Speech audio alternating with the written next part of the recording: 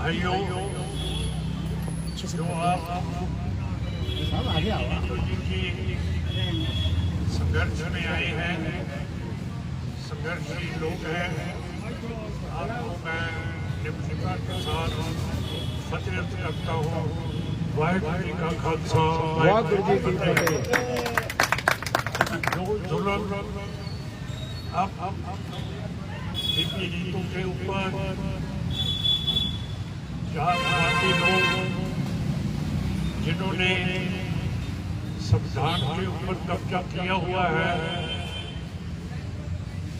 उसका कसूर हमारा भी है।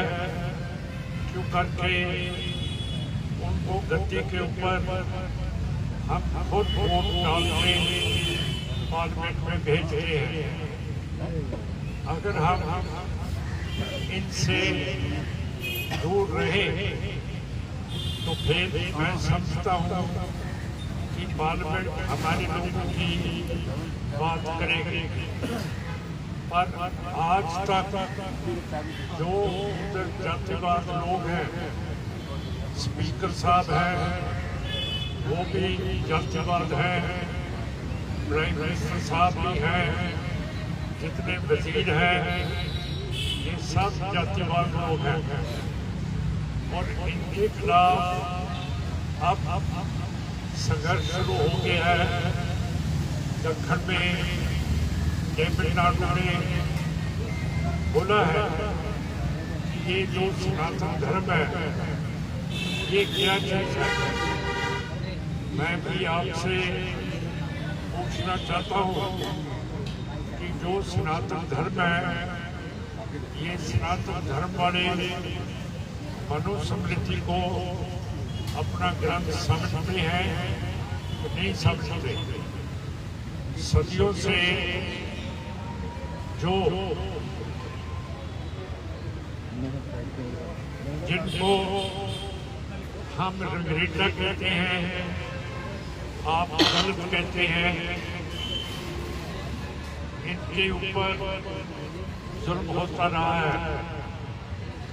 और रामायण में भी लक्ष्मण जी जो वनवास काटने गए थे रामचंद्र जी के साथ, उनको रावण जो बहुत पढ़ा लिखा विद्वान था, उसकी बहन ने लक्ष्मण जी को बोला कि मैं आपसे प्यार और मोहब्बत करती हूँ। प्यार और मोहब्बत करना सबसे बड़ी हमारे मुल्क में एक सेंटिमेंट है, ख्याल हो। और लक्ष्मण जी ने उस बीवी का नाक काट दिया। तो आज तक हम रावण का हर एक साल जलाते हैं, तो हमको शर्म होनी चाहिए। क्यों करके जितना मुझे पता नहीं था, मैं भी वो रावण के जलाने पर जाया करता था। तो आप लोग भी शायद जाते हैं। ये जो परंपरा चली हुई है जातवाद की, और हमारे जो जाट भाई हैं राजस्थान में है, हरियाणा में है, यूपी में है, जो हम लोग सिख बन गए हैं, हमको तो समझ आ गई है। पर ये जाटों को अभी तक समझ नहीं आई कि कोई भी ब्राह्मण आपके घर में खाना नहीं खाएगा। अगर ब्राह्मण के घर जाओगे तो वो आपको नीचे बैठाएगा। अब आस्ते आस्ते जाटों को भी समझ लग पड़ी है कि ये जातिवाद लोग ये हमारे ऊपर वैसे राज कर रहे हैं। जो संविधान बाबा जी ने बनाया है उसकी नई कॉपी इस बीजेपी आरएसएस सरकार ने हम सब मेंबर पार्लियामेंट को दी है, पर आपको शायद मालूम नहीं है वो संविधान से दो लफ्ज, एक सेक्युलरिज्म जो धर्म निरपेक्षता है, दूसरा सोशलिज्म है, समाजवादी, दोनों काट दिए हैं। और हमारे पास वो कॉपी संविधान की बगैर पार्लियामेंट्री परमिशन से, बगैर सूबों को पूछने से इन्होंने संविधान में ये दो जातिवादी, सेक्युलरिज्म और समाजवादी जो लफ्ज है वो काट दिए हैं। तो आपको शायद पता नहीं है कि पार्लियामेंट में कैसे ये काम चल रहा है। एक बंगाल की एमपी है बीपी मैत्रा, उनके ऊपर इल्जाम एक ब्राह्मणवादी एमपी ने लगाया है कि जो सवाल पूछते हैं पार्लियामेंट में उसमें बीपी मैत्रा पैसा लेती है। ऐसी बात कोई नहीं है, पैसा शायद लेते होंगे, पर बीबी मैत्रा बहुत बड़ी लिखी बीबी है और बहुत अच्छा बोलती है और सबसे बहुत प्यार करती है। अगर हमने पैसा लेना हो सवाल पूछने से, हमारी एमपी को ताकत है कि हम चिट्ठी सीधी लिख सकते हैं वजीर को, तो उसको जवाब देना पड़ता है। तो फिर सवाल पूछने के पैसा लेने से उस एमपी को ऐसे शर्मनाक कर दिया ये लोगों ने। और हमारे स्पीकर साहब ने वो शिकायत पार्लियामेंट्री प्रिविलेज कमेटी को दे दी है कि इसकी आप तफ्तीश कीजिए।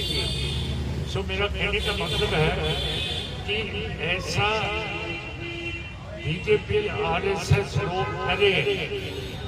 अब इजराइल और अरब लोगों का जंग चल रहा है और मोदी और बीजेपी आरएसएस इजराइल जो बच्चों को मार रही है, खत्म कर रही है, पानी बंद कर दिया, उनका खाना बंद कर दिया है अरब लोगों का, मुसलमानों का, वो अब मोदी साहब इजराइल के साथ चल रहे हैं। जो हमारी विदेशी पॉलिसी है उसमें जो लोग जबर करते हैं उनके साथ ये बीजेपी आरएसएस चल रही है। 2019 से लेके आज तक कश्मीरियों की कोई भी असेंबली नहीं है, वो बगैर असेंबली से गवर्नर राज उधर हो रहा है। आपको मालूम है कि हरेक जुम्मे की नमाज मुसलमान लाजमी पढ़ते हैं, पर पिछले जुम्मे की नमाज श्रीनगर की जो जामा मस्जिद है उसको कश्मीर के लेफ्टिनेंट गवर्नर ने ताले लगा दिए। बताओ कि कोई धर्मस्थान को ताला लगा सकता है? तो इधर भी एक मंदिर जलाया गया था, दिल्ली में भी। तो ऐसी बातें ये सरकारें कर रही हैं जो बिल्कुल गलत है। जितना देर पार्लियामेंट के नीचे उसको जिम्मेवार किसी भी महकमे को नहीं बनाते तो जमहूरियत खत्म हो जाती है। बाबा जी का कहना है कि जितने भी सरकार के महकमे हैं वो पार्लियामेंट के अधीन होंगे, और नेशनल सिक्योरिटी एडवाइजर, रॉ का खुफिया महकमा, आईबी का खुफिया महकमा, मिलिट्री इंटेलिजेंस का खुफिया महकमा, ये पार्लियामेंट को जिम्मेवारी नहीं है। अगर जिम्मेवार नहीं है तो फिर ये अकाउंटेबल कैसे हो सकते हैं? इनकी जो